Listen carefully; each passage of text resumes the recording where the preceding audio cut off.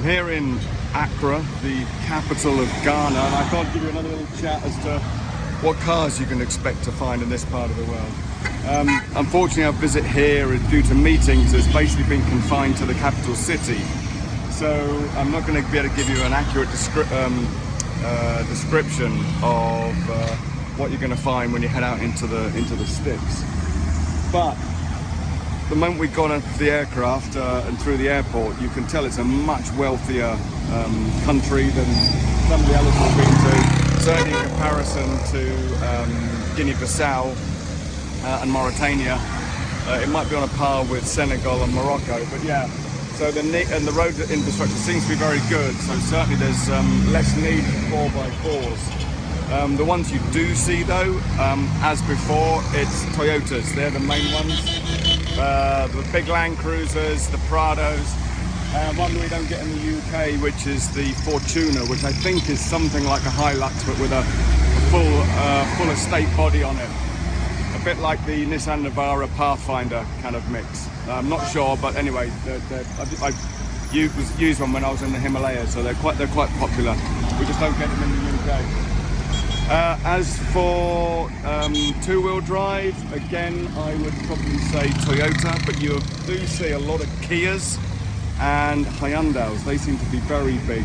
A lot of the little taxis are Kias, and also the little Chevrolet Matiz or Daewoo Matiz, that vehicle, there seems to be quite a lot of those. Vans, certainly for overlanding, I would probably still stick with a Sprinter. Mark 1 Sprinter van, I would say that would be your best bet.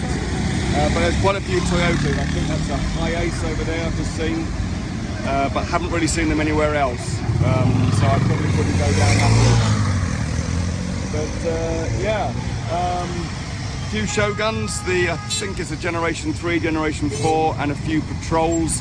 But I would imagine the Patrols have got the 3-litre engine, which my understanding is did have a few problems, and it was quite complicated, so I probably would avoid that one.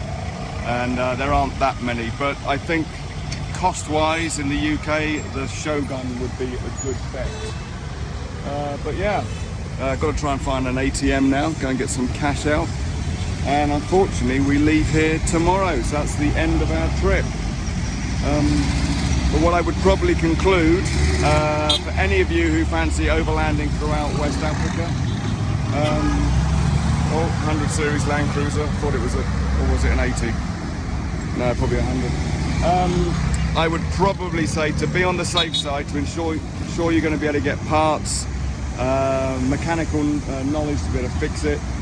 Unfortunately, I would say 4x4, you've got to go Toyota.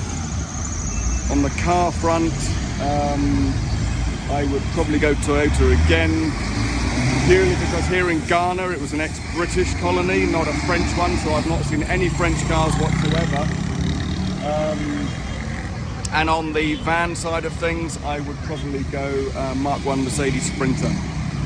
So yeah, I hope that has been of some use. It's been an amazing trip. Sad to go home really, but yeah, looking forward to the big one when we're then going to drive from Scotland all the way to Ghana, and I think it's through 14 countries.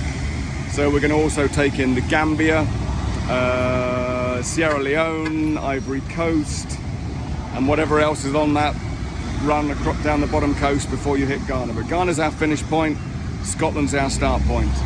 And yeah, plenty of exciting adventures in the middle and a lot of vehicles to see. So hope that's of some use, and I'll speak to you maybe when I'm back in the UK.